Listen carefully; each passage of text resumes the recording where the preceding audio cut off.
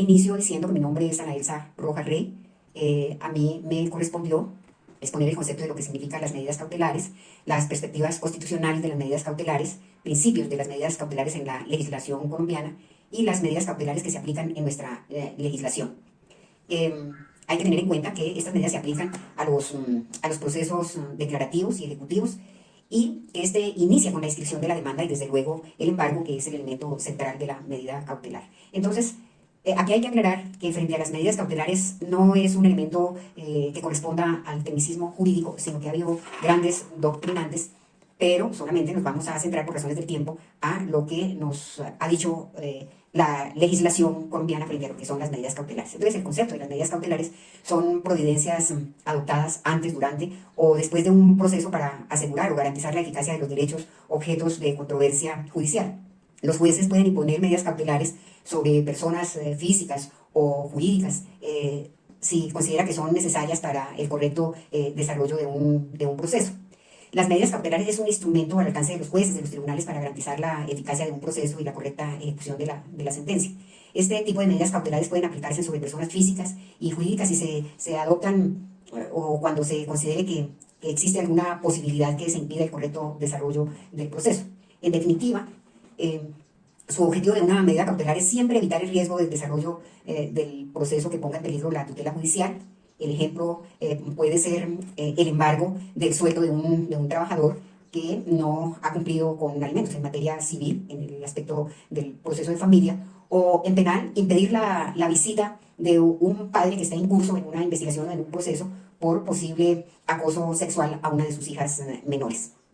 Las perspectivas constitucionales, hay que decir que es el marco jurídico, la Constitución, para la imposición de medidas cautelares y que nace del derecho de tutela efectiva recogido en la Constitución y se regula en normas procesales, además de los preceptos que recoge el Código Penal y en normas específicas como el Estatuto de Viena o la Ley Orgánica sobre medidas de protección integral contra la violencia de género. El juez dicta la medida cautelar siempre que se pida o por los y las interesados que están legitimados en la causa. No cualquiera puede llegar a pedir medidas cautelares o no cualquiera puede también dictar las medidas cautelares, sino que están exegéticamente normativizadas. El juez puede dictar las medidas cautelares que considere necesaria dentro de lo solicitado, pero en ningún caso puede acordarlas de oficio o ir más allá de lo pedido. Así, el juez o tribunal competente para ordenar las medidas cautelares es el que esté conociendo del proceso en cuestión.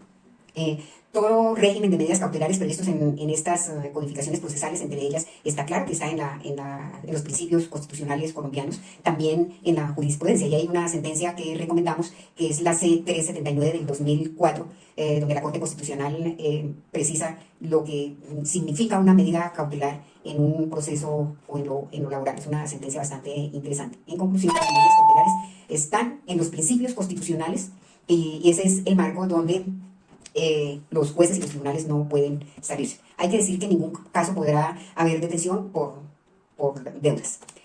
Decimos que los principios constitucionales está el principio de legalidad y como ya lo hemos expresado, pues se centra el almendro de estos principios, el principio de legalidad, pues está en la Constitución. Decimos también la jurisprudencia y destacamos la sentencia C-379 del 2004. Y desde luego en la ley 1564 del 2012, que es el Código General del Proceso. No existe una medida cautelar sin una ley previa que la autorice al juez o al tribunal que autorice la medida cautelar y eventualmente serán ellos quien dice qué tipo de medida cautelar es que debe aplicar en su desarrollo del proceso. La apariencia del buen derecho. La apariencia del buen derecho es el principio cardinal de la medida cautelar porque de una u otra manera legitima institucionalmente la decisión. Una cautela adoptada para respaldar o asegurar un derecho que se ofrece débil resulta arbitraria y desde luego constituye una notoria injusticia. El peligro de mora judicial es otro de los principios. Todo procedimiento demanda un tiempo, demanda un proceso, eso no se ejerce de manera arbitraria, sino que tiene su reglamentación. Y en ello está el debido proceso, que es una garantía constitucional, impone además el agotamiento de ciertas etapas o fases que no pueden ser desconocidas sin violentar tan caro derecho fundamental que impida la materialización de los derechos sustanciales. Debe prevalecer en todo el desarrollo del proceso. Otro de los principios es la sospecha del deudor, y esto en la actuación o en nuestros desarrollos y en nuestros imaginarios colectivos sí que se ve y es el pan de cada día, como se dice coloquialmente. Es la sospecha del deudor. Es uno de los últimos de los fundamentos, de los objetivos de las medidas cautelares en estos principios. Es el recelo del demandado la desconfianza que genera frente al cumplimiento de la decisión judicial. Es la llamada suspecto de vitores. En el derecho colombiano suele pasar inadvertido este principio porque el legislador, sin decirlo expresamente, lo presume, ya su experiencia en el desarrollo de los procesos, pues psicológicamente sabe quién cumple y quién no cumple. Es como la inadvertencia que suele pasar cuando en este principio es el legislador, sin expresarlo, se da cuenta que presume que de manera general, ve que quien va a cumplir a través de la sentencia, a través de la sentencia judicial, quién puede cumplir o incumplir el derecho que ya se ha ejecutado por parte del legislador, o sea, la orden que le han dado. Entonces se dice que todo ejecutado es sospechoso de eludir el pago de todo demandado en un proceso de responsabilidad civil, contractual o extracontractual. Es sospechoso de evadir la responsabilidad del daño, como lo vemos permanentemente. Lo mismo ocurre en lo penal. No todos están en esa disponibilidad de tener una ética, una moral frente a este aspecto. Hola a todos. El día de hoy me corresponde hablarles sobre las características, objetivos y clases de las medidas cautelares. Comencemos porque las características de las medidas cautelares son las siguientes. Una medida cautelar se caracteriza por ser provisional, accesoria, instrumental y preventiva. Es provisional porque esta, digámoslo así, se adopta mientras se profiere una decisión definitiva o cuando ya se satisfaga el derecho sustancial. Bueno, es decir, que es de carácter temporal y pues, ejemplo, si se desiste de una demanda, el artículo 597 nos dice que se ordena el levantamiento y secuestro de un embargo. También se caracteriza por ser accesoria porque ésta se encuentra enfeudada en un proceso determinado, es decir, que se encuentra fundada en una pretensión, ¿cierto? Y esta... por ejemplo, en los artículos 590, en el artículo 590 del Código General del Proceso habla de las medidas cautelares en los procesos declarativos y el artículo 599 nos habla de las medidas cautelares en los procesos ejecutivos. Bueno, en algunos casos en concreto también se habla de que hay algunas medidas cautelares que son de carácter, que son autónomas, perdón, como por ejemplo las que hablan sobre los derechos de autor que están regidas en la ley 23 del 82 y también nos habla, bueno, que están estipuladas en los artículos 243, 244 y 245 de esta ley. Y bueno, por otra parte también lo que se trata sobre los derechos de propiedad industrial, ¿sí? Y pues esos también son como las medidas cautelares que son autónomas.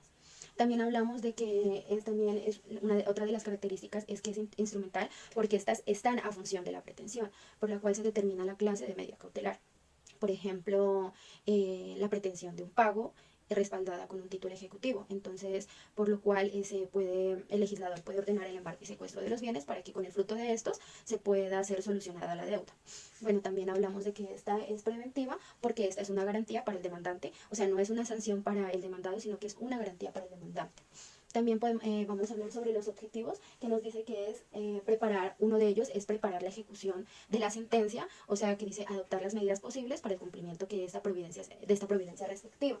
También hablamos de lo que es anticipar el fallo y asegurar el cumplimiento, donde nos habla de una protección inmediata del derecho conculcado cuando no se haya dado una discusión propia del proceso. También hablamos de lo que es la reparación del daño causado o en curso de causarse, ¿no? Bueno, esto nos dice que aquí de alguna manera también se anticipa a la decisión y pues, por ejemplo, un caso de alimentos, ¿no? Donde, por ejemplo, el demandado llega a ser absuelto, entonces pues como los alimentos ya se habrían pagado, entonces el juez ordenaría en la misma sentencia de que pues sea restituida la parte por parte del demandante al demandado esos perjuicios. Bueno, perdón, lo de los alimentos. También hablamos de otro de los objetivos que es restarle efectos a un acto inconstitucional o ilegal. Bueno, esto nos habla que si desde un comienzo del proceso se evidencia que el acto cuestionado es contrario a la Constitución, pues entonces, o a la ley, o a los estatutos, pues entonces que gobiernan una persona jurídica, pues debe quebrarse provisionalmente esa presunción de legalidad que lo acompaña, ¿no?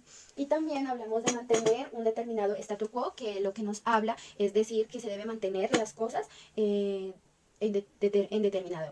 donde en determinado momento pues se debe mantener el estado de las cosas. También vamos a hablar de lo de las clases En lo de las clases también podemos hablar que son personales, patrimoniales, que basan sobre actos jurídicos, que son nominadas o típicas, también que son innominadas o atípicas, conservativas y normativas. Bueno, entonces, comenzando por esto, podemos decir que las clases, perdón, voy a parar esto para ti porque no se ve. Bueno, entonces nos habla de lo que son las clases personales. Bueno, las clases personales recaen sobre la misma persona, tengamos en cuenta eso, ¿no? Tanto parte que es el respectivo proceso. Por ejemplo, vamos a hablar sobre el proceso de divorcio, donde el juez puede autorizar la residencia separada de los cónyuges. También vamos a hablar de las patrimoniales, donde dice que pues estos afectan directamente el patrimonio de una de las partes, ¿no? Entonces, tienen como fundamento sustancial lo que es, entre otros, el derecho de persecución, lo que está establecido en el artículo 2488 del Código Civil. Este pues nos habla de lo que toda obligación personal da al acreedor el derecho de perseguir su ejecución sobre todos los bienes y raíces o muebles del deudor, ¿no? También hablamos que versa otra clase que es sobre los actos jurídicos. Bueno, sobre los actos jurídicos nos habla que apunta directamente a una determinada manifestación de la voluntad con el fin de restarle provisionalmente sus efectos, ¿no? También nos habla de las nominadas o típicas, que es la que el legislador directamente prevé y regula como el embargo y el secuestro, de restarle provisionalmente sus efectos. También hablamos de lo que son las nominadas o típicas, que es la que el legislador prevé y regula como el embargo y el secuestro a la inscripción de la demanda. Por ejemplo, el apego al principio de legalidad. Ahí, en este caso, la ley le otorga la manera de proceder y la manera de consumarlas. En cambio, acá en las innominadas o las atípicas, aquí por el contrario, en este otro tipo de medidas, es el juez el que concibe la medida y señala la forma como debe materializarse dependiendo del caso. Entonces, estas son las características, objetivos y clases de las medidas cautelares. Les dejo con mi siguiente compañero, quien les va a exponer los demás puntos. Gracias.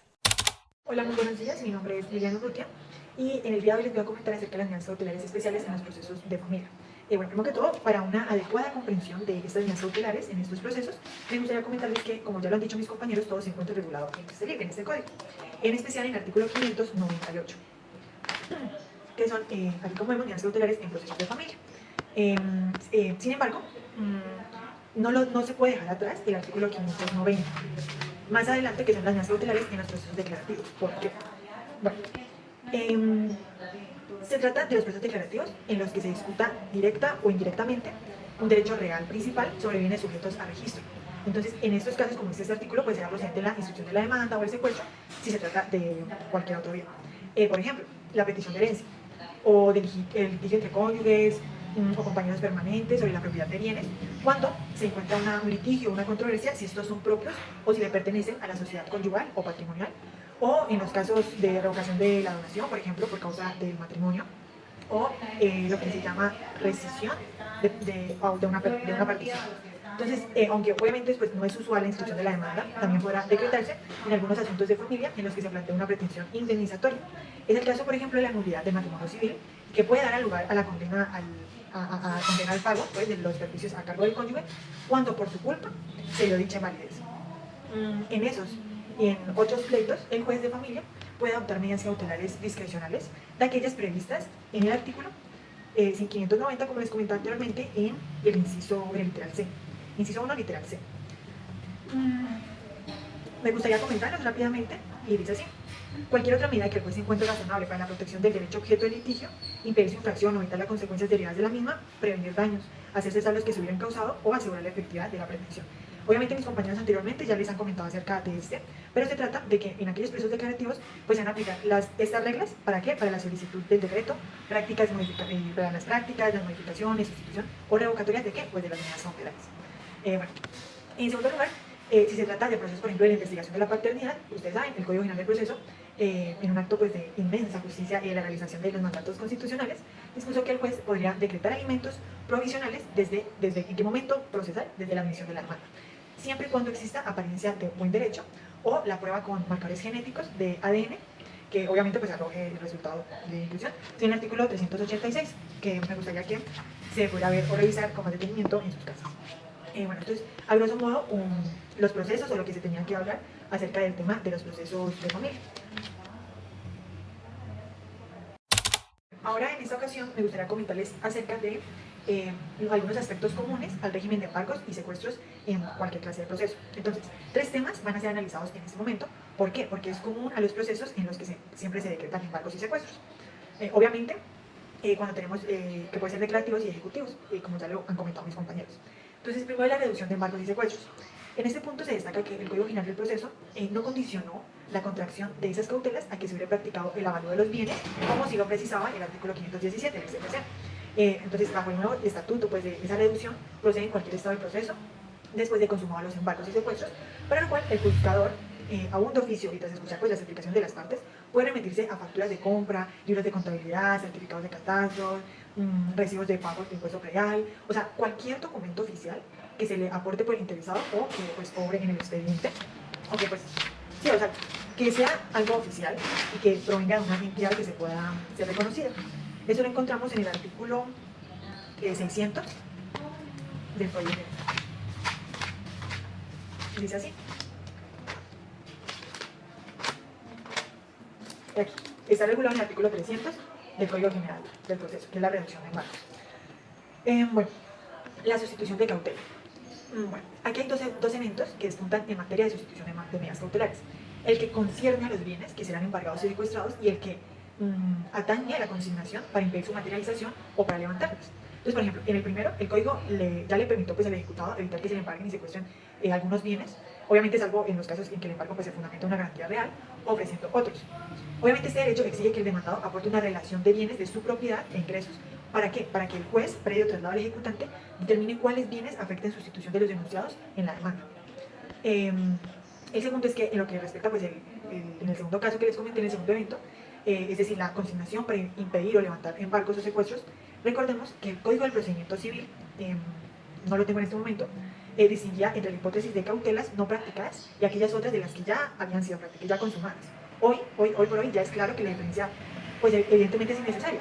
¿Por qué? Por lo que dijo el Código General del Proceso, en cualquier caso, prevé que que las cautelas por general no pueden ser practicadas o levantarse si el ejecutado presta caución por el valor actual de la ejecución, que pueden ser créditos y costos, aumentados en un 50% según el artículo 602, que son las consignaciones para impedir o levantar embargos y secuestros.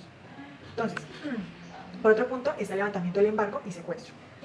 Bueno, el Código General del Proceso mantiene los casos en los que deberán levantar los embargos y secuestros ya previstos pues, en el código que reemplaza. Esas hipótesis se remiten en general a la solicitud de quien pidió la medida, a la terminación anormal del proceso, a las sentencias que desestiman las pretensiones, a la no pertenencia del bien al demandado, bien porque no es el propietario, ora porque un poseedor lo detenta y la contracautela.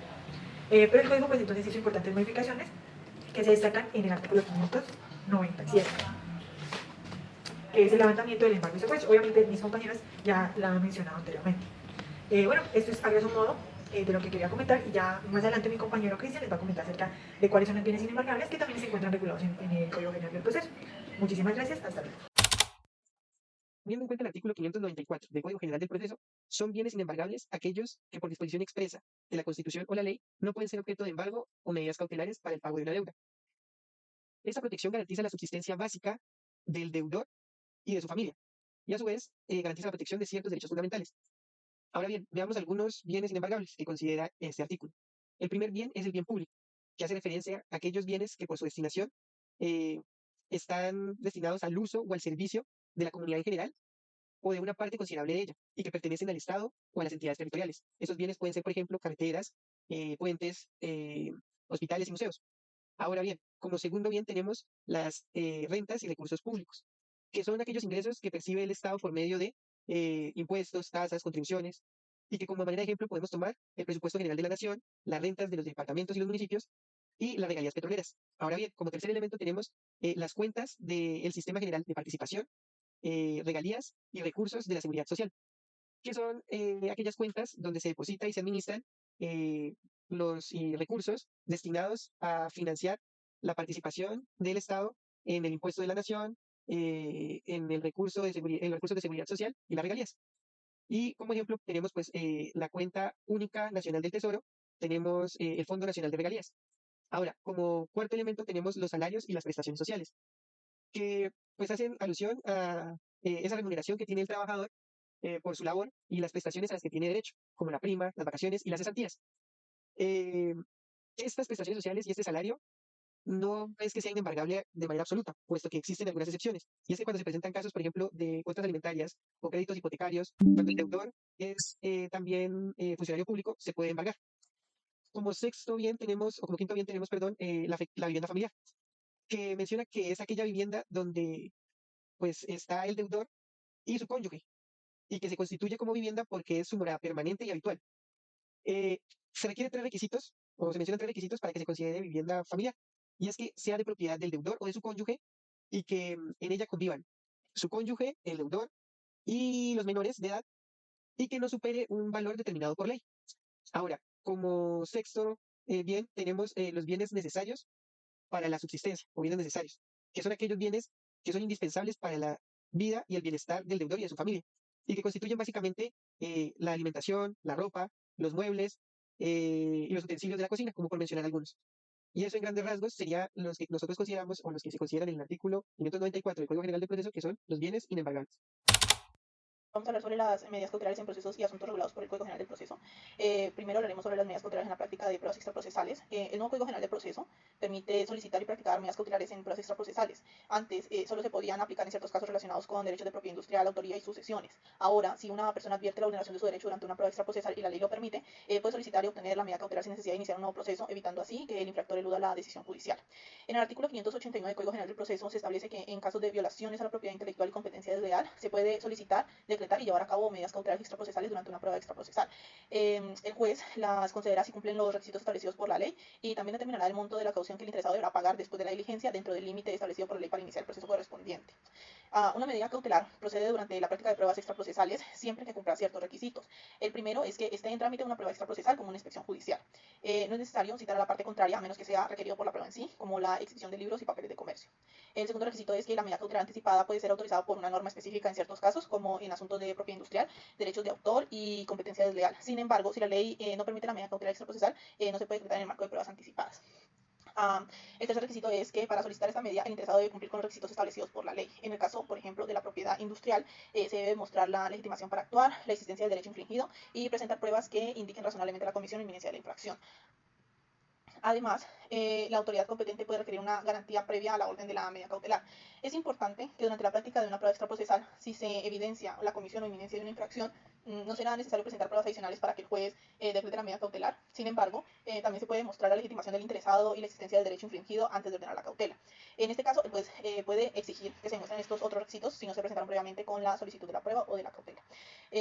La presentación de una caución previa no es necesaria para decretar y practicar una medida cautelar anticipada. Sin embargo, la caución es necesaria para que la medida subsista. Si la caución no se presenta dentro del plazo establecido por el juez, la medida se levantará y el solicitante deberá pagar una multa. Además, el solicitante no puede desistir de la medida mientras no presente la caución. A menos que el perjudicado lo acepte expresamente. Esta disposición se estableció para proteger el derecho que ha sido conculcado. Ahora hablaremos sobre las medidas cautelares en procesos declarativos. La naturaleza declarativa de un proceso impone restricciones a las medidas cautelares y afecta el patrimonio de las partes. Sin embargo, es necesario asegurar el cumplimiento de la sentencia. El interés público y el derecho a la tutela jurisdiccional efectiva hacen necesario implementar mecanismos eficaces en los procesos declarativos. La administración de justicia se vuelve inútil si los pronunciamientos de los jueces no se pueden cumplir debido a cambios en la situación de los bienes. Es importante armonizar estas realidades opuestas y conciliar los intereses de las partes, privilegiando la tutela jurisdiccional efectiva y garantizando la efectividad de los derechos. El Código de Procedimiento Civil era limitado en cuanto a las medidas cautelares en procesos declarativos, especialmente en los casos ordinarios. Solo se permitían medidas como la inscripción de la demanda o el secuestro de bienes muebles en casos específicos. Además, existía una norma que ordenaba levantar medidas si no se notificaban a los demandados en 3 meses. Después de la sentencia, solo se permitía el secuestro del inmueble en disputa si era apelada.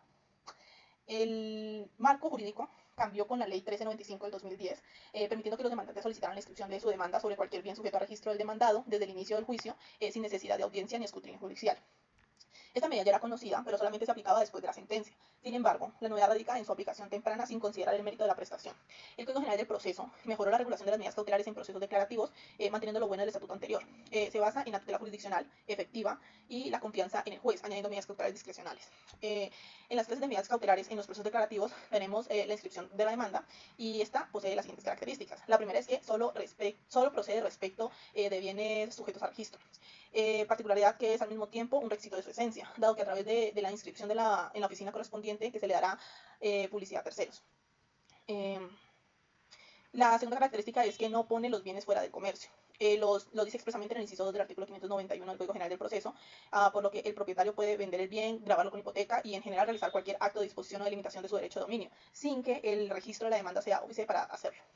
La tercera característica es que genera publicidad y oponibilidad. La inscripción de la demanda da aviso público del pleito, asegurando que nadie puede afirmar desconocimiento. Además, el registro de instrumentos públicos busca dar publicidad a los derechos reales sobre el bien, sobre bienes raíces.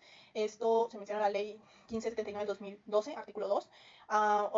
Otra característica es que pueden coexistir con otras medidas cautelares. Se sabe que por regla las medidas cautelares no pueden coexistir con otras de su misma especie, de suerte que sobre un mismo bien no pueden recaer los embargos o secuestros, a menos que exista disposición expresa en contrario.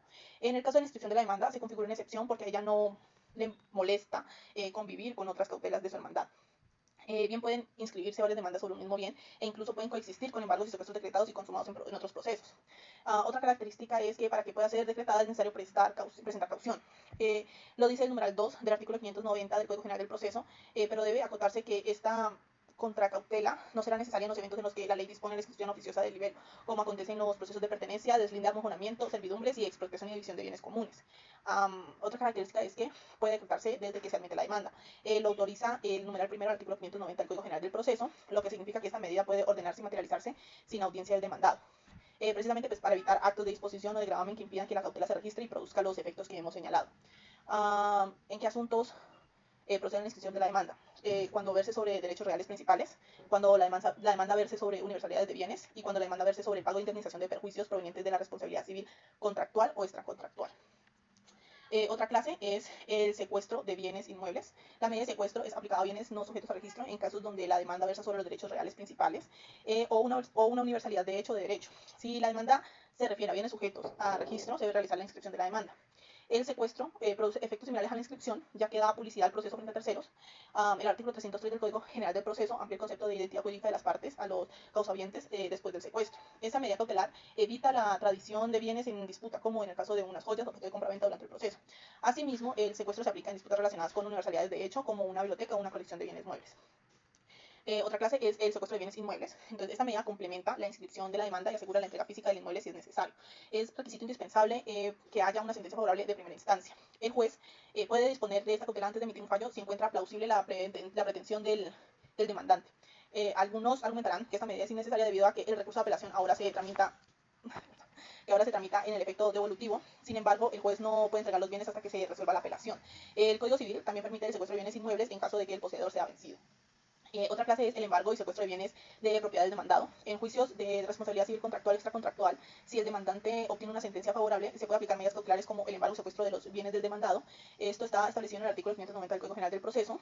Estas medidas pueden aplicarse tanto a los bienes que fueron objeto de inscripción como durante el proceso, como a cualquier otro bien de propiedad del demandado. Estas medidas son necesarias para garantizar el cumplimiento de la sentencia. En el caso de discusiones sobre derechos reales principales, el secuestro solo puede recaer sobre el bien objeto del proceso. Ambos tipos de medidas cautelares pueden combinarse en múltiples casos. Por ejemplo, en el caso de una resolución de un contrato de compraventa de un inmueble, se puede inscribir la demanda sobre el bien y también se puede embargar y secuestrar cualquier otro bien del demandado si se le condena a pagar perjuicios. Es importante entender que estas medidas están diseñadas para proteger los derechos del demandante y garantizar el cumplimiento de la sentencia. Otra clase y última es medidas cautelares discrecionales. El Código General del Proceso adopta una importante decisión legislativa al permitir que el juez en procesos declarativos pueda decretar cualquier medida cautelar que considere razonable para proteger el derecho litigado. Esta medida no solo refleja la confianza de los jueces, sino que también tiene un gran impacto en la tutela jurisdiccional efectiva. Anteriormente, el sistema procesal carecía de herramientas para garantizar el cumplimiento del derecho en disputa, lo que permitía al demandado evadir las consecuencias adversas de una sentencia. Para solucionar este problema, el Código General del Proceso estableció que el juez puede decretar cualquier medida que encuentre razonable para proteger el derecho objeto del litigio desde la presentación de la demanda. Esto incluye medidas como embargo, secuestro o el pago provisorio, entre otros. La razonabilidad de estas medidas se determina en base a los fines de la medida cautelar, que incluyen la protección del derecho, la prevención de daños y la garantía de la efectividad de la pretensión. Ahora pasaremos a hablar sobre las medidas cautelares en procesos ejecutivos. El fundamento de las medidas cautelares se puede solicitar un acreedor para hacer efectiva la obligación es el derecho de persecución sobre el patrimonio del deudor. El artículo 2488 del Código Civil establece que toda obligación personal otorga al acreedor el derecho de perseguir su ejecución sobre los bienes del deudor, exceptuando aquellos que no son embargables. Es importante destacar que el acreedor puede embargar bienes no porque tenga título ejecutivo, sino porque su derecho de persecución por su derecho de persecución respaldado por dicho título. El Código General del Proceso regula las medidas cautelares en procesos ejecutivos. El artículo 599 establece que el ejecutante puede solicitar el embargo y secuestro de bienes del ejecutado desde la presentación de la demanda. Los embargos y secuestros se regulan en los artículos 593 y 595 y se pueden realizar en un solo acto. Estas disposiciones son similares a las del Código del Procedimiento Civil, pero con algunas modificaciones. Ahora, las características especiales de las medidas cautelares en procesos ejecutivos. Las medidas cautelares en el proceso ejecutivo son fundamentalmente preventivas y se decretan y practican sin audiencia del demandado. El Código General del Proceso establece que la interposición de cualquier recurso no impide el cumplimiento inmediato de la medida cautelar decretada. Los embargos y secuestros pueden solicitarse desde la presentación de la demanda y decretarse simultáneamente con el mantenimiento del pago. A diferencia del Código de Procedimiento Civil, el decreto cautelar no está condicionado a que el acreedor presentara una caución. Sin embargo, el juez puede ordenar al ejecutante que presente caución si se le solicita al ejecutado un tercero poseedor. La caución debe fijarse considerando la clase de bienes sobre los que recae la medida cautelar y la apariencia de buen derecho de las excepciones de mérito. Destaca que solo el ejecutado que propone excepciones de mérito tiene derecho a exigir la caución. Esta caución no es aplicable cuando el ejecutante es una entidad vigilada por la Superintendencia Financiera o una entidad de derecho público. Hola, buenas tardes, ¿cómo están? Vale, entonces hoy vamos a hablar sobre las medidas cautelares y en resumen, aparte de lo que dijeron mis compañeros, pues hablando del libro cuarto, del título primero sobre medidas cautelares del Código General del Proceso, iniciamos con el artículo 588 que nos va a hablar sobre la solicitud de medidas cautelares y es que se va a poder hacer en dos momentos, por fuera de audiencia y por dentro de audiencia. Cuando sea por fuera de audiencia, su pronunciamiento se resolverá al día siguiente del reparto o presentación de la solicitud y si es en audiencia, su pronunciamiento será inmediato. En cuanto a la comunicación, si es embargo y secuestro de bienes sometidos a registro, se comunica al registrador por el medio más expedito y para cumplir la orden, pues se va a especificar quién deberá cumplir esa orden. Existen diferentes modalidades, como ya lo dijeron mis compañeros anteriormente, donde habla sobre las medidas cautelares reales, personales, probatorias, etc. Pero algo que nos va a interesar ahorita son las medidas cautelares en los procesos declarativos, en donde nos dice, bueno, nos va a hablar el artículo 590 del Código General del Proceso sobre las reglas para solicitud, decreto, modificación, sustitución o revocatoria de medidas cautelares. Vamos a iniciar diciendo que desde qué momento se puede decretar la práctica de medidas cautelares, desde la presentación de la demanda, Pero hay una regla, algo excepcional que nos habla el artículo 590, y es que el demandado podrá impedir la práctica de esta medida cautelar si presta una caución, y esta caución deberá ser por el valor de las pretensiones, ¿verdad? Hay que mirar que la medida cautelar tiene ciertas características que se deben cumplir, y es que se debe buscar que esta medida cautelar sea necesaria, sea efectiva y sea proporcional, ¿no? Bueno, en cuanto a esta forma en que el demandado puede impedir que se aplique una medida cautelar, vamos a tener que decir que si bien es cierto puede prestar una caución, también es cierto que no se podrá cuando la medida cautelar, no tenga nada que ver en cuanto a que la pretensión no sea económica, porque es que las pretensiones no siempre son económicas, pueden ser de diferente forma, como el hacer, etcétera, el hacer y no hacer. Cuando se trate de dar, entonces, y tiene que ver con un dinero, con algo cuantioso, entonces se puede prestar la caución. Si no tiene que ver la pretensión con dinero, entonces no se podrá prestar una caución, entonces se va a decretar y practicar las medidas cautelares, ¿no? O además de eso, no se podrá prestar caución si estas procuran anticipar materialmente el fallo. Vale, entonces, lo que estábamos viendo, bueno, de aquí para allá, el artículo 590 del Código General del Proceso nos habla de que cuando el demandante o la persona interesada solicite la práctica de la medida cautelar, el juez la va a decretar, pero para esto, esta persona que lo solicitó debe prestar una caución del 20% sobre el valor de las pretensiones. Esto, por si acaso llegan a haber costas y perjuicios, esta caución del 20% será la que solvente eso. Ahora bien, el juez puede aumentarla o disminuirla. Esto según lo que nos dice el artículo 590 del Código General del Proceso. Ahora, ¿en qué momento no es necesario dar ese 20% de caución? Ese 20% del valor de las pretensiones en caución por parte del solicitante. Bueno, esto será cuando hay una sentencia favorable en primera instancia. Cuando haya habido una sentencia favorable en primera instancia, no será necesario ese 20%. Bueno, otro dato interesante que nos da el artículo 590 es que no es necesaria la conciliación. No es necesario, simplemente se solicita y se va directamente ante el juez. Ahora bien, hay algo y es que, bueno, el artículo 597 del Código General del Proceso, que nos habla sobre el levantamiento del embargo y secuestro, que también son obviamente medidas cautelares, digamos, de tipo real, entonces nos va a decir que hay 10 formas de, bueno, 11 formas de hecho, perdón, para levantar las medidas cautelares. La primera de estas será por solicitud de quien la pidió, siempre y cuando no haya un litisconsorcio o no hayan terceros interesados. Segundo, cuando haya un desistimiento de la demanda. Y tercero, cuando en vez de la medida cautelar, esta persona, digamos, el perjudiciado, haya dado una caución para solventar, digamos, sí, o sea, en vez de medida cautelar, que haya dado una caución, porque estamos hablando en la parte primera del artículo 590. Listo, hay una cuarta opción y es cuando termina el proceso ejecutivo por revocatoria de mandamiento de pago, esto en procesos ejecutivos. Ahora, en procesos declarativos también será cuando hay una absolución, digamos, se absuelve el demandado o, digamos, el perjudiciado a quien le pusieron estas medidas cautelares, o cuando se termina el proceso, pues obviamente va a haber un levantamiento de medidas cautelares. Además de eso, el numeral sexto del artículo 597 nos va a hablar sobre la solicitud de ejecución del artículo 306 del Código General del Proceso. En este nos dice que después de que haya una sentencia ejecutoria favorable, digamos, el interesado deberá iniciar una solicitud de ejecución de estas medidas en los 30 días siguientes a esta sentencia. Pues de lo contrario se van a levantar las medidas cautelares. Esto según el artículo, el numeral sexto del artículo 597 y de hecho también nos lo dice el parágrafo del artículo 590, ¿no? Entonces, también se podría levantar cuando no sea titular, digamos el titular, cuando hay embargo, ¿no? Octavo, cuando hay un tercero poseedor que no estuvo a la diligencia del secuestro, a este se le dará 20 días para que inicie un incidente en donde va a solicitar que se decrete que hubo, mejor dicho, o sea, donde va a solicitar que el juez, digamos, acepte o decrete que hubo una posesión material sobre ese bien. Y bueno, si este poseedor estuvo en la diligencia de secuestro, entonces se le van a dar 5 días para iniciar este incidente. Ahora bien, si el resultado de este incidente es desfavorable para esta persona que lo inició, la multa será de 5 a 20 salarios mínimos mensuales legales vigentes. 97 que nos está hablando sobre las formas o digamos en qué momento se levantan las medidas cautelares. Ahora bien, nos quedó faltando el número noveno, el número décimo y el número 11 que son supremamente sencillos. Entonces el número noveno nos dice que se van a levantar las medidas cautelares cuando el embargo de secuestro, pues donde, si digamos cuando haya un embargo de secuestro anterior, ¿no? El número décimo nos dice que cuando hayan pasado 5 años de la inscripción de la demanda y que no se abierto el expediente, entonces los interesados en ejercer sus derechos tendrán 20 días para iniciar, ¿no? Y el número 11 que nos dice que esto, y pues cuando caiga sobre bienes públicos, de los cuales nos habla el artículo 594, que son los bienes inembargables, de los cuales mi anterior compañero ya explicó, entonces pues también se van a levantar las medidas cautelares. Y esto, pues digamos de forma general, es el proceso declarativo. Ahora vamos a iniciar con el proceso ejecutivo del artículo 599 del Código General del Proceso.